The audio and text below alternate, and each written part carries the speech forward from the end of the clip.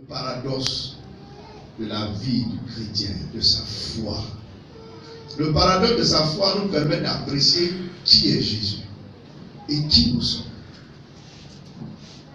Plus nous connaissons qui est Christ, plus nous apprenons à l'apprécier, mieux nous connaissons nous-mêmes et nous savons qui nous sommes. Nous connaissons nos forces et nos limites. Nous savons alors raison garder, marcher dans les voies de Dieu. Alors, comment se présente ce paradoxe de la foi ou ce rapport de contraste? Jésus a fait ce que nous étions incapables de faire, afin que nous puissions devenir ce que nous aurions été incapables de devenir par nous-mêmes. Vous m'entendez? Jésus a fait ce que nous ne sommes pas capables de faire, afin que nous puissions devenir ce que nous aurions été incapables de devenir par nous-mêmes. Aujourd'hui, nous sommes enfants de Dieu, nous disons. Aujourd'hui, nous sommes aimés de Dieu, nous disons. Aujourd'hui, nous sommes sauvés, nous disons. Mais qui de nous pouvait se sauver lui-même? Personne. Nous étions comme des gens plongés dans la lagune, qui est juste derrière nous.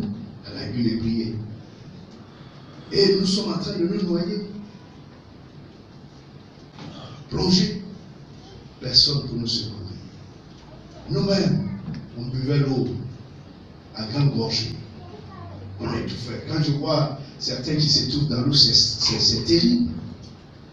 Mais c'est en ce moment, ce que nous ne pouvions pas faire nous-mêmes, que personne ne pouvait faire, Jésus a tendu la main et nous a sortis de là.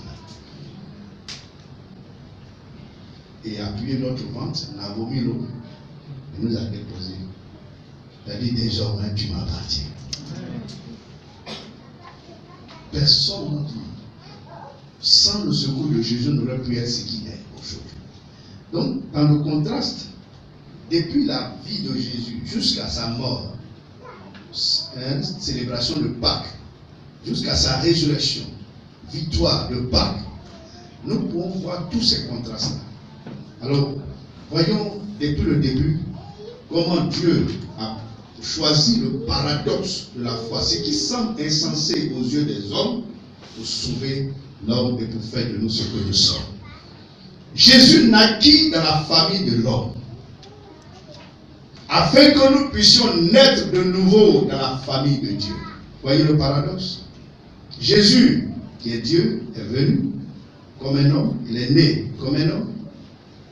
Il est né comme les enfants naissent dans une maternité, mais lui il est né dans une étable, dans la famille de Joseph, pour que nous puissions naître de nouveau dans la famille de Dieu. Il est dit dans Luc 2, versets 6 à 7. Pendant qu'ils étaient là, le temps où Marie devait accoucher arriva. Et elle enfanta son fils premier-né. Elle l'emmaillota et le coucha dans une crèche. Parce qu'il n'y avait pas de place pour eux dans l'hôtellerie. 1 Pierre 1, verset 3 à 5. Louons Dieu, le Père de notre Seigneur Jésus-Christ. Dans sa grande bonté, il nous a fait naître à une vie nouvelle en relevant Jésus-Christ d'entre les morts. Amen. Oui, voici le paradoxe lié à sa naissance. Et le second, il fut appelé Emmanuel. Dieu avec nous veut dire ce nom, afin que nous également, nous puissions recevoir un nom nouveau. Alléluia. Il est Emmanuel. Dieu a prévu donner à chacun de nous un nom nouveau. Dans Matthieu 1, verset 3, voici la vierge sera enceinte, elle enfantera un fils, et on lui donnera le nom d'Emmanuel. Apocalypse 2, verset 17, il est dit que celui qui a les oreilles entende ce que l'Esprit dit aux églises. À celui qui vaincra, je donnerai de la manne cachée, et je lui donnerai un caillou blanc. Et sur ce caillou est écrit un nom nouveau que personne ne connaît, si ce n'est celui qui le reçoit. Alléluia. Un nom nouveau. Lui, Jésus, a reçu le nom d'Emmanuel pour que nous recevions un nom nouveau. Il s'est fait appeler lui-même Fils de l'homme. Jésus se faisait appeler fils de l'homme quand il était sur la terre. Pourquoi? Afin que nous puissions être appelés fils et filles du Dieu vivant. Amen. Lui est devenu fils de l'homme. Lui, fils de l'homme. Pour que nous puissions être appelés ainsi. Matthieu 17, verset 12. Mais je vous dis qu'Élie était déjà venu, qu'ils ne l'ont pas reconnu et qu'ils l'ont traité comme ils l'ont voulu. De même, le Fils de l'homme souffrira de leur part. Les disciples comprirent alors qu'il leur parlait de Jean-Baptiste. Donc Jésus se fait appeler le Fils de l'homme. Jean 1, verset 10 à 13. Mais à tous ceux qui l'ont reçu, à ceux qui ont cru ou qui croient en son nom, elle a donné le pouvoir de devenir enfants de Dieu. Fils et filles de Dieu. Lesquels sont nés, non du sang, ni de la volonté de la chair, ni de la volonté de l'homme, mais de Dieu, nous dit la parole du Seigneur. Nous sommes des fils et des filles de Dieu parce que Christ lui-même a accepté de se faire fils de l'homme. Le contraste. Le contraste également se retrouve dans ce texte de Philippiens 2, verset 5 à 8. Il est venu à nous dans l'humilité et l'abaissement, nous dit la parole. Il s'est fait homme afin que nous soyons élevés et assis avec lui dans les lieux célestes. Jésus s'est abaissé pour que nous soyons élevés. Jésus est allé dans les entrailles de la terre, en enfer, pour que nous soyons assis avec lui dans les lieux célestes. Philippiens 2, verset 5 à 8. Ayez en vous les sentiments qui étaient en Christ, lesquels l'existant en forme de Dieu n'a pas regardé comme une proie arrachée d'être égal avec Dieu, mais s'est dépouillé lui-même. En prenant une forme de serviteur, en devenant semblable à nous. Semblable. Voyez-vous? Et ayant paru comme un simple homme, il s'est humilié lui-même, se rendant obéissant jusqu'à la mort, même jusqu'à la mort de la croix. Et Ephésiens 2, verset 6 à 7 dit, il nous a ressuscités ensemble.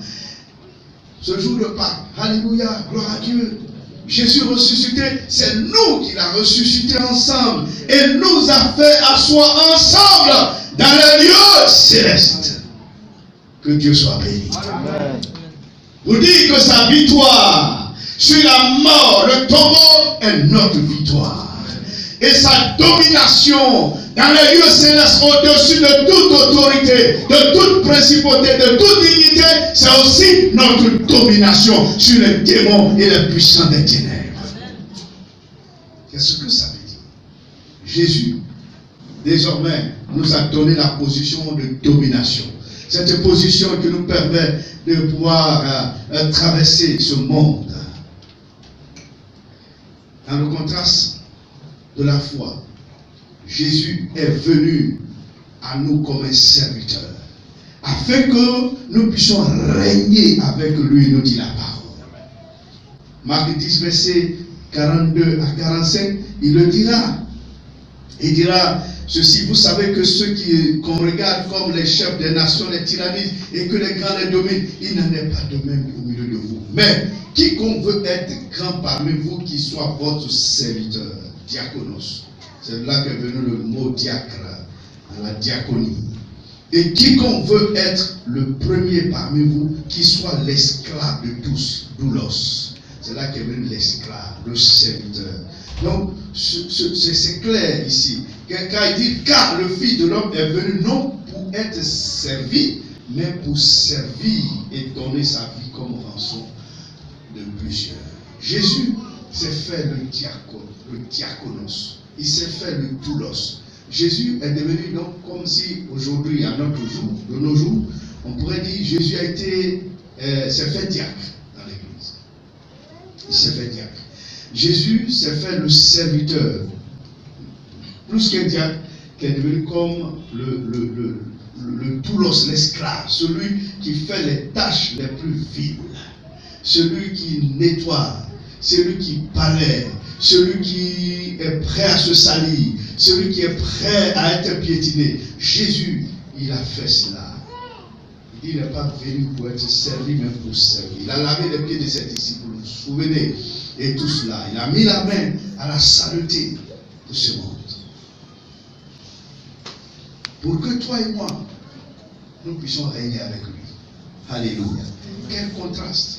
Lui, le Seigneur, qui fait cela. Pour que toi, tu puisses être dans le règne de Dieu. C'est ça le paradoxe de la foi. Apocalypse 20, verset 6, il dit, heureux c'est ceux qui ont pas la première résurrection, la seconde mort n'a point de pouvoir sur eux, mais ils seront sacrificateurs de Dieu et de Christ, et ils régneront avec lui. Ils régneront avec lui pendant 1000 ans. Autre paradoxe, la Bible révèle que Jésus s'est fait pauvre afin que nous fussions enrichis. Amen. Il s'est fait pauvre pour que nous fussions enrichis. 2 Corinthiens 8, verset 9. Car vous connaissez la grâce de Seigneur Jésus-Christ, qui pour nous s'est fait pauvre, de riche qu'il était, afin que par sa pauvreté, vous fussiez enrichis. Que Dieu soit béni. Il s'est fait pauvre. Jésus s'est fait pauvre. Il n'avait pas eu une naissance dans une maternité normale. Aujourd'hui, on est fiers, on est heureux. Et c'est un bonheur pour nous d'enfanter nos enfants à la Pisa. D'enfanter nos enfants ici, à l'Indénié. C'est un honneur d'enfanter son enfant dans une clinique. Mais lui, n'a pas eu droit à la clinique, ni à l'hôpital, ni aux dispositions sanitaires de son époque, mais dans une état. Là, il s'est fait pauvre. Il a dit, le Fils de l'homme n'a ni tanière, ni maison pour reposer sa tête, alors que les renards en ont, les oiseaux du ciel ont des lieux, des nids où rester. Jésus n'avait rien.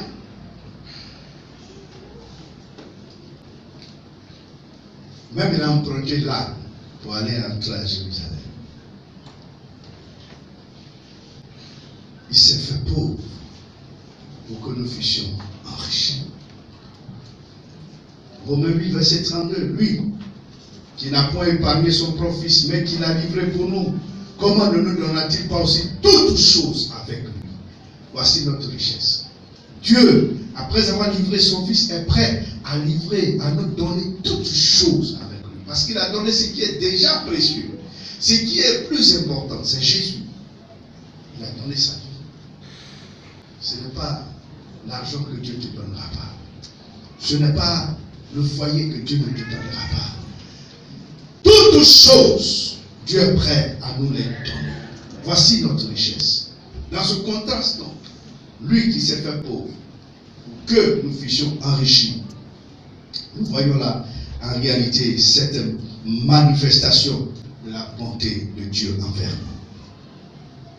nous. Autre contraste, la Bible nous révèle qu'il a souffert l'agonie et l'abandon de son Père à la croix, afin que nous puissions expérimenter la joie de l'adoption du Père en tant que des fils et des filles de Dieu. Matthieu 27, 46, la Bible nous dit au jour où on crucifiait Jésus, à la 9e heure, en plein midi, Élie, Élie, là-bas, Sabatani, criait Jésus, c'est-à-dire, mon Dieu, pourquoi m'as-tu abandonné? Ce jour-là, le ciel, l'univers, l'humanité tout entière ont été secouées. Les ténèbres ont couvert Israël. L'humanité a souffert de la mort de Christ. Et Christ se sentait abandonné. Parce qu'il était en train de porter le péché de tout l'univers, toute l'humanité. Le péché, je vous l'ai dit, n'est pas une simple tâche limitée qui touche l'homme qui a péché, qui touche Adam et sa descendance. Mais le péché touche Dieu lui-même. Or, Dieu étant infini, le péché prend alors une proportion infinie. Parce que Dieu n'est pas limité. Et c'est lui qui se sent offensé. Donc là, le péché prend une proportion infinie. Et donc l'humanité tout entière subit le poids. Parce que Dieu ne pouvait pas regarder cette situation dans laquelle vivait son fils. Comme quelqu'un disait, ce jour-là, c'était comme le trône de Dieu avait été renversé. Dieu ne pouvait pas regarder ce qui s'est passé. Parce que Christ, son fils, était en train de mourir. Il a souffert cette agonie. Ils lui ont donné du vinaigre à boire. Il a goûté, il a dit c'est suffisant. Tout est accompli, a-t-il crié. Jésus a souffert toute cette agonie. Pourquoi? Pour que toi et moi, nous soyons adoptés du Père.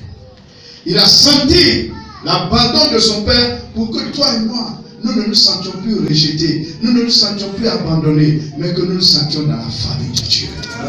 Adoptés par le Père. Nous n'avons pas de père, de mère, nous n'avons pas de famille, que nous ayons cette adoption pour avoir une famille en Dieu.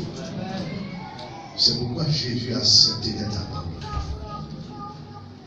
Oui, le contraste est grand et ce contraste nous donne la vie.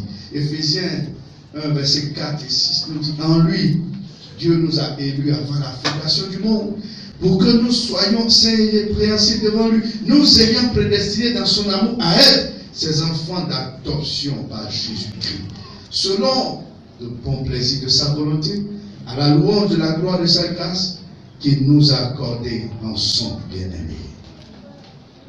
Il est devenu péché pour nous. Autre contraste. Nous dit la Bible, il est devenu péché afin que nous puissions devenir l'inimaginable. Comme je l'ai écrit, l'inimaginable, c'est-à-dire la justice de Dieu. Quand je pense à cela, quand nous y réfléchissons, ça dépasse la compréhension humaine. 2 Corinthiens 5, verset 21 nous dit: celui qui n'a point connu de péché, il a fait devenir péché pour nous, afin que nous devenions en lui la justice de Dieu. Lui, Jésus, a accepté de porter ton péché, mon péché, pour que toi tu sois déclaré juste. Aux yeux de Dieu, toi le coupable. C'est comme quelqu'un, vous allez, il commet le crime, et c'est toi le pauvre qui fait, à qui on fait porter le crime, la culpabilité. Le fait. Comme hier, je regardais juste un documentaire sur les histoires criminelles des jeunes étudiants en Italie. Il y a une qui fait tuer sa camarade, son petit ami. Et puis, elle fait porter le crime à un noir qui s'appelait Lumumba. Il a le même nom que le président américain.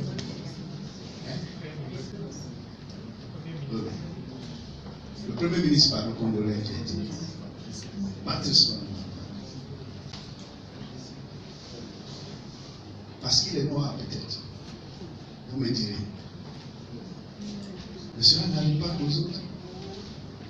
Il a été prouvé par la suite que ce n'est pas le monsieur. Le monsieur était innocent, il était coupable. Il n'avait rien à voir. L'heure du crime, il était en train de travailler chez lui. Les gens l'ont vu. Vous savez, dans cette vie, il n'y a pas de justice sur cette terre. Ce que vous n'avez pas fait, vous fera porter peut-être cela. Vous savez comment ça fait mal? Quand vous n'avez pas fait qu'on dit vous avez fait.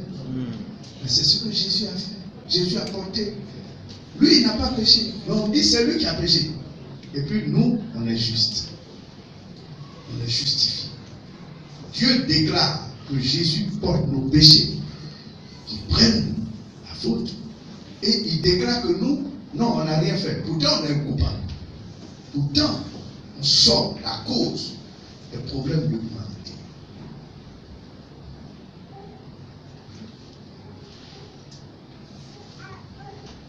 Autre contraste, il est mort dans l'agonie afin que nous puissions vivre pour toujours par sa miséricorde. Hébreux 9, 15, et c'est pour cela qu'il est le médiateur d'une nouvelle alliance, afin que la mort étant intervenue, pour le rachat des transgressions commises sous la première alliance, ceux qui ont été appelés reçoivent l'héritage éternel qui leur a été promis. Éphésiens 2, 4, 5.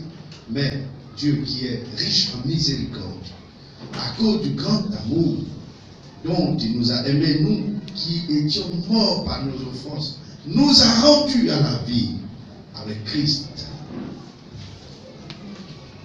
Autre contraste. Il est devenu ce que la Bible appelle l'Oami. C'est-à-dire, c'est un mot hébreu qui veut dire, il n'est pas mon peuple, pas mon peuple. L'Oami, vous pouvez trouver cela dans Osée. Il est devenu l'Orushama, le mal-aimé, afin que nous puissions devenir le peuple de Dieu, objet de sa miséricorde, un peuple choisi, aimé, un sacerdoce royal. Osée 1, 8 à 9, parlant de cette femme que Osée a été amenée à marier, contre son gré d'ailleurs, elle s'évra leur premier fils nommé Lo-Rushama, qui veut dire mal-aimé. Puis elle conçut, elle enfanta un fils et l'Éternel dit, donne-lui le nom de Lo-Ami, qui veut dire pas mon peuple, car vous n'êtes pas mon peuple, et je ne suis pas votre Dieu. 1 Pierre 2, versets 9 à 10.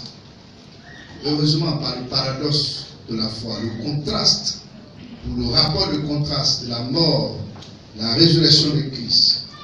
Vous, nous dit la Bible, au contraire, vous êtes une race élue, un sacerdoce royal, une nation sainte, un peuple acquis, afin que vous connaissiez ou vous annonciez les vertus de celui qui vous a appelé les ténèbres à son lumière. Vous, qui autrefois n'étiez pas un peuple, et qui maintenant êtes le peuple de Dieu, vous qui n'avez pas obtenu miséricorde, et qui maintenant avez obtenu miséricorde. Ésaïe 53, verset 8 à 10, nous dit que Jésus a été enlevé de façon prophétique. Le prophète parlait de lui, de ce Jésus. Il a été enlevé par l'angoisse et le châtiment. Et parmi ceux de sa génération, qui a cru qu'il était retranché de la terre des vivants et frappé pour les péchés de mon peuple. On a mis son sépulcre, son tombeau parmi les méchants, son tombeau avec le riche. Comme vous le savez, son tombeau a été emprunté à un riche. Quoiqu'il n'eût point commis de violence et qu'il n'eût point de fraude dans sa bouche. La Bible nous dit au verset 10, il a plu à l'Éternel de le briser par la souffrance. Après avoir livré sa vie en sacrifice pour le péché, il verra une postérité et prolongera ses jours. Et l'œuvre de l'Éternel prospérera entre ses mains. Alléluia. Nous sommes le fruit de cette œuvre qui prospère. Ainsi dans Apocalypse 21, verset 3 à 4, il est dit, et j'entendis du trône une voix forte qui disait, voici le tabernacle de Dieu avec les hommes, il habitera avec eux et ils seront mon peuple, ils seront son peuple. Le peuple de Dieu, c'est bien ce tabernacle qui vient au milieu du Seigneur. Et Dieu lui-même sera avec eux. Nous dit la parole, il essuiera toutes les larmes de leurs yeux et la mort ne sera plus, et il n'y aura plus ni deuil, ni cri, ni douleur, car les premières choses sont disparues. Et celui qui est assis sur le trône dit, voici, je fais toutes choses nouvelles. Et il est dit, écris, car ces paroles sont certaines et véritables. Oui, Jésus est celui qui s'est acquis un peuple dont nous faisons partie. Et le jour viendra, comme ce tabernacle de Dieu, nous serons entièrement consolés avec le Seigneur au milieu de son peuple. Un autre contraste, il est devenu l'initiateur, l'acteur principal, afin que nous puissions répondre et réagir. C'est lui qui prend l'initiative. Nous sommes les répondants. Nous devons réagir favorablement avec foi à sa mort, à sa résurrection. Parce que l'initiative vient de lui. C'est lui qui est venu sur cette terre. Personne ne l'a appelé. Personne ne l'a poussé à venir. Il a pris l'initiative, ayant vu notre condition. Personne ne pourrait se sauver. Comme je l'ai dit tantôt, lui a pris l'initiative de nous sauver. Il veille à nous afin que nous allions à lui. Il devint comme nous, afin que nous devenions comme lui. Nous nous ressemblons. Il devint Dieu incarné, afin que nous devenions hommes transcendants. Il devint l'ami des pécheurs, afin que nous devenions l'ami de Dieu. Il connut la peine de nos péchés, afin que je connaisse la joie du pardon de mes péchés. Amen. Il est devenu malédiction, afin que je chape à la malédiction, que je devienne bénédiction.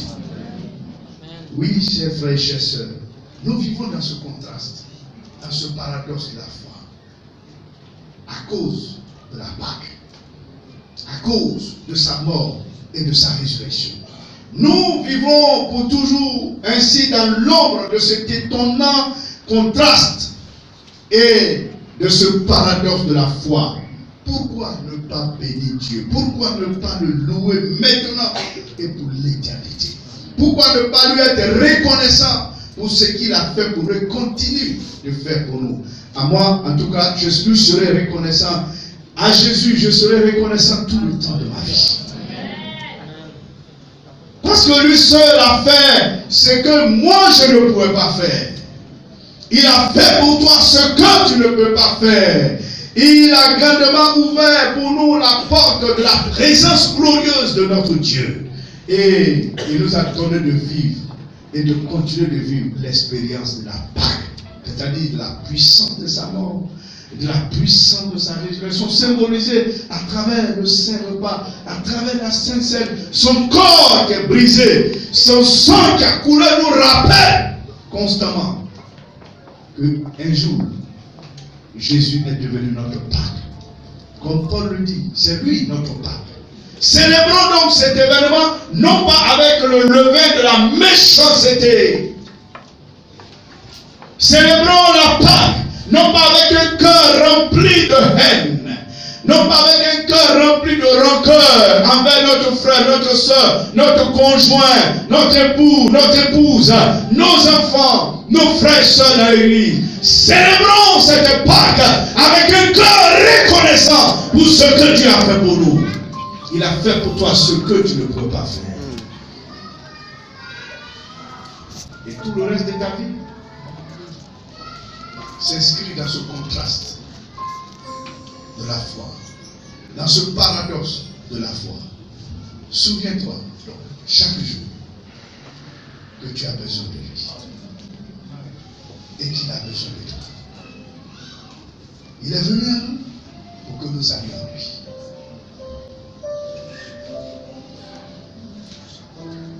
Quel merveilleux amour, quel grand amour.